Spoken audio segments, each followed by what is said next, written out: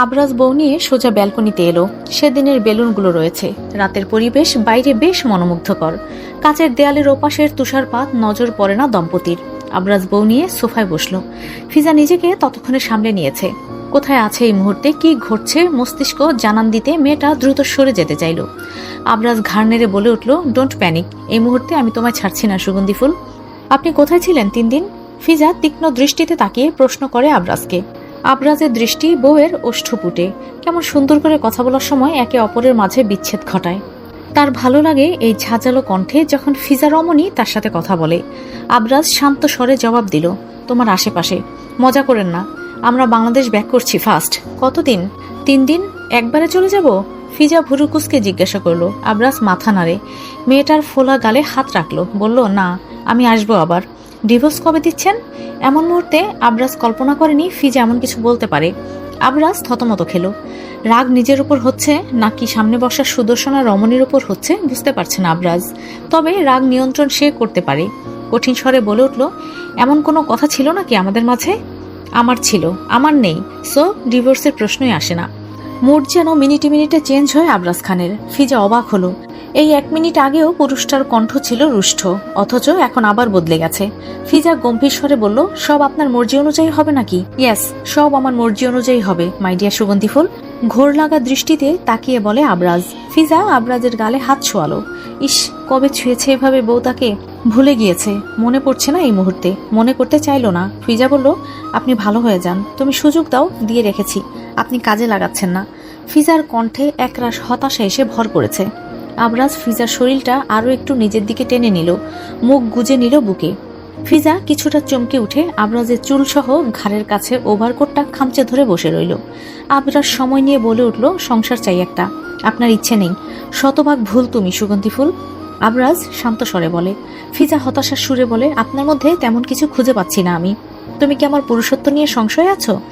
আবরাজ ফিজার দিকে তাকিয়ে ভুরুজোড়া কুঁচকে সন্দিহান কণ্ঠে জিজ্ঞাসা করল। ফিজা কণ্ঠ খাদে এনে বলল, এটা ভাবা বোকামি। আমি আপনার পূর্বের সব ঘটনা জানি, ছেড়ে দিয়েছি সব। এটা কথা না আবরাজ, বাড়ি যেতে চাই আমি। ফিজা মলিন স্বরে বলল, মনটা ইদানিং বড্ড ছটফট করছে, কিছু একটা ঠিক নেই মনে হয়, ভালো লাগে না কিছু। তার উপর আবরাজ এতদিন ছিল না, মনটা আরো বিষিয়ে আছে। আবরাজ ঘাড় নেড়ে বলে, ওকে। তখনও ফিজা বসা আবরাজের কোলে। আবরাজের মুখশ্রী জুড়ে ক্লান্তির ছাপ। চোখের নিচগুলো কালচে দেখাচ্ছে, ঠোঁটগুলো অতিরিক্ত খয়েরি রঙের হয়ে গেছে। ফিজা চট করে প্রশ্ন করল, 3 দিন শুধু সিগারেটের উপর ছিলেন আপনি? সিগারেটের আগুনে পোড়া অধর। বাজে দেখালো আবরাজ সুদর্শন মুখে। নাকি সুন্দর লাগছে বুঝতে পারে না মেয়েটা। আবরাজ নিজের ঠোঁট কামড়ে ধরে জিজ্ঞাসা করলো, কে বলে তোমায়? আপনার ওষ্ঠদয় মিথ্যা বলে? তুমি ছিলে না এতদিন। বলতে বলতে আবরাজ নিজের হাত চালায় বউয়ের ঘাড়ে। ঝট করে মেয়েটার মুখ এগিয়ে এনে ঠোঁটে চুমু খায় আলতো করে, পরপর কয়েকটা। এতদিনের তৃষ্ণা মেটে না। দীর্ঘ একটা অধর চুম্বন আবরাজকে শান্ত করতে পারে না। নিজের ওপর নিয়ন্ত্রণ হারাতে হারাতে বউয়ের সেদিনের আবদারের কথা মনে পড়ে। অতঃপর নিজেকে সামলে নিল, ছেড়ে দিল বউকে। স্বাভাবিক হতে সময় দিল। এত সময় নিঃশ্বাস নিতে না পারার ফলে দ্রুত শ্বাস নিয়ে নিজেকে স্থির করে ফিজা। আবরাজ বউকে শান্ত হতে দেখে আবারও কোলে তুলে রুমে চলে এলো। ফ্রেশ হলো না, খেলো না, বাইরের পোশাক পরিবর্তন করে না। বিছানায় বউকে শুয়ে নিজেও পাশে শুয়ে জড়িয়ে ধরলো। চোখ বন্ধ করে ঘুম ঘুম স্বরে বলল, ঘুমিয়ে পড়ো, আমার ঘুম পাচ্ছে, সকালে কথা বলবো আমরা। ফিজা কথা বাড়ায় না। আবরাজের চোখ দেখে বুঝেছিল ফিজা 3 দিনে হয়তো 3 ঘন্টাও ঠিকঠাক ঘুমায়নি। কি কারণ হতে পারে? কোথায় গিয়েছিল? কেন গিয়েছিল? সব প্রশ্ন, উত্তর নেই কোথাও। কিভাবে পাবে এসব প্রশ্নের উত্তর ফিজা জানে না, তবে জানতে হবে যে করেই হোক। রাত বাজে 1:30। মেহরিন ঘুমেছিল, কিন্তু ফোনের শব্দ ঘুম ভেঙে গেল মেয়েটার। ঘুম ঘুম চোখে ফোন বালিশের তলা থেকে বের করে রিসিভ করে কানে তুলে হ্যালো বলল। ওপাশে আব্রাহাম, সে ল্যাপটপের সামনে বসে আছে। কাল একটা প্রেজেন্টেশন আছে, এটার প্রস্তুতি করছিল। যদিও এটার দায়িত্বটা মেহরিনের, মেহরিন তেমন কাজটা নিজের আয়ত্তে আনতে পারেনি পুরোপুরি। সেজন্য আব্রাহাম করে সাহায্য করছে মেয়েটাকে। কেন করছে, কি কারণে করছে সে নিজেও জানে না। শুধু কি ফিজার কথা ভেবে করে দিচ্ছে? হতে পারে, যদিও ফিজা তাকে কখনো বলেনি আমার বোনের খেয়াল রেখো। তবুও আব্রাহাম কেন জানি বারবার ফিজা ভেবে মেহরিনকে সাহায্য করতে যাচ্ছে, সে জানে না। তবে মেহরিনের এক্সাম আছে এটা বলে নিজেকে শান্ত করলো। এত সময় কোনো উত্তর না পেয়ে মেহরিন আবার বলল, কে বলছেন? আব্রাহাম খান। গুরুগম্ভীর কণ্ঠে মেহরিন ধপ করে চোখ মেলে শোয়া থেকে উঠে বসলো। কাল তার একটা এক্সাম আছে, সে পড়ছিল। পাশে খাতা মচমচ করে। আব্রাহামের কণ্ঠ আগের ন্যায় রেখে জিজ্ঞাসা করলো, এক্সাম আপনার, হেল্প করছি আমি, আর আপনি ঘুমিয়ে আছেন? What the hell is this Mehrin Siddiqui? Mehrin কাঁচা ঘুম ভেঙে যাওয়ার ফলে কিছু বলার মতো অবস্থায় নেই। যদিও মেহরিন বরাবর চুপচাপ, মুখে মুখে কথা বলার অভ্যাস নেই মেয়েটার। আব্রাহাম গম্ভীর স্বরে আদেশ করলো, আমাকে কল দিয়ে হেল্প করবে, আমি কাজ করছি। তুমি দেখো, প্রতিবার আমি হেল্প করব না। মেহরিন কিছু বলার আগে কল কেটে দিল আব্রাহাম। পরপর ভিডিও কল দিল। মেহরিন গায়ে ওড়না জড়িয়ে নিল, মাথায় ভালো করে ঘোমটা টেনে কল রিসিভ করলো। এমনিতেই মেহরিন নাদুস নদুস, ঘুম থেকে ওঠার ফলে গাল আরো নাদুস নদুস দেখাচ্ছে। আব্রাহাম হয়তো কয়েক সেকেন্ডের জন্য ঘুরে চলে গিয়েছিল, তবে পরপর নিজেকে সামলে নিল। স্ক্রিন রেকর্ড অন করলো। মেহরিন নিজেও ক্যামেরা অফ করে দিয়েছে ততক্ষণে। আব্রাহাম কাজ করতে করতে বুঝিয়ে দিতে লাগলো, আর মেহরিন ঘুমে ঢুলতে ঢুলতে আব্রাহামের বকবকানি শুনতে লাগলো। তুমি ঘুমিয়ে থাকলে আমার লোভ হয়। আমি কি তোমার জন্য লোভী হয়ে যাচ্ছি সুগন্ধি ফুল? মাত্র ঘুম থেকে উঠেছে ফিজা, আর হঠাৎ আবরাজের কথায় সাথে সাথে ভুরু কুঁচকে নিল। ফিজার মুড মোটামুটি ফুরফুরে আছে, কারণটা কি জানে না, তাই দুষ্টামি করে বলল, আপনি লোভী, নারী লোভী। ফিজা কথাটা শেষ করার সঙ্গে সঙ্গে আবরাজ ঝট করে ফিজাকে নিজের ওপর তুলে নিল। ফিজা কিছুটা অপ্রস্তুত হয়ে আবরাজের শার্ট জড়িয়ে ধরে। গতকাল রাতে তো ফ্রেশ হয়নি আবরাজ। ফিজা আবরাজের উন্মুক্ত বুকের দিকে তাকিয়ে সেকেন্ড সময় ব্যবধানে আবরাজের মুখের দিকে তাকালো। আবরাজ ফিজার চোখের দিকে তাকিয়ে বলে উঠল, রং, নারী না, শুধু তোমার জন্য লোভ হয়। আবরাজের কথায় গলল কি ফিজা কে জানে। মাথা নিচু করে মুস্কি হাসলো মেয়েটা। তখন ফোন বাজলো, আবরাজের ফোন। ফিজা যেহেতু আবরাজের ওপর ছিল, সেক্ষেত্রে ফোনের স্ক্রিনে ফিজার দৃষ্টি আগে পড়ল। তৎক্ষণাৎ মুখের আদল পরিবর্তন হলো মেয়েটার।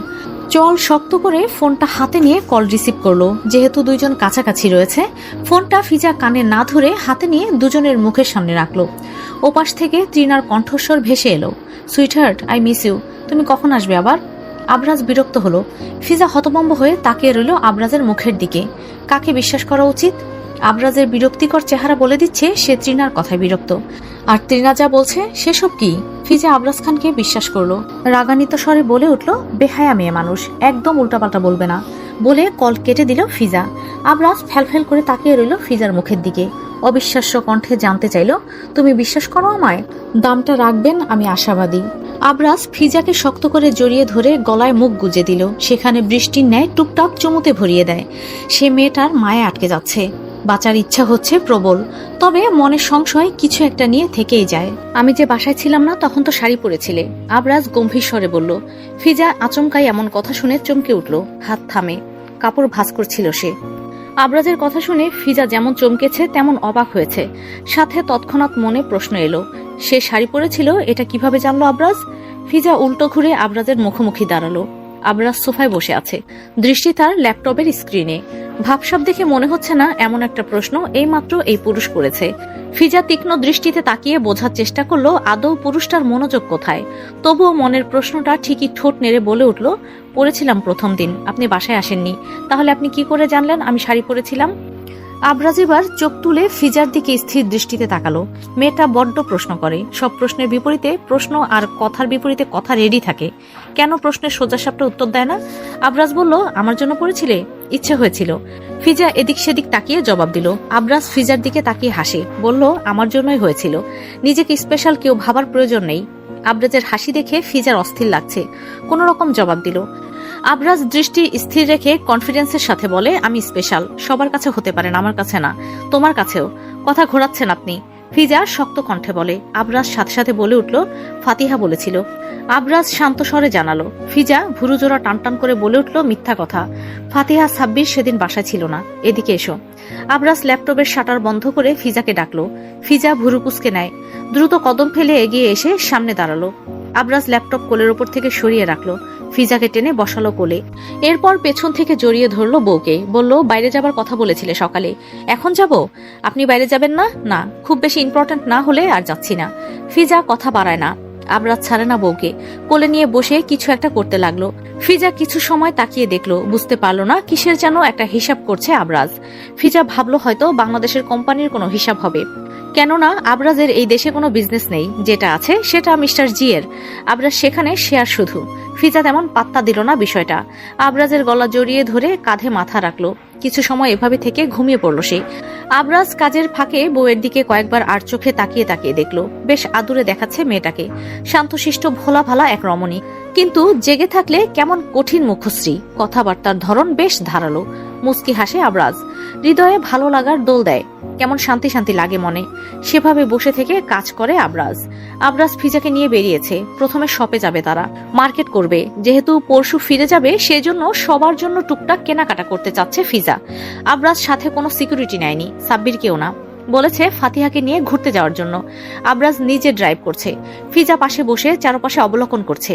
আবরাজ বারবার বউয়ের দিকে পূর্ণ দৃষ্টিতে তাকিয়ে দেখছে, আবার গাড়িও চালাচ্ছে মনোযোগ দিয়ে।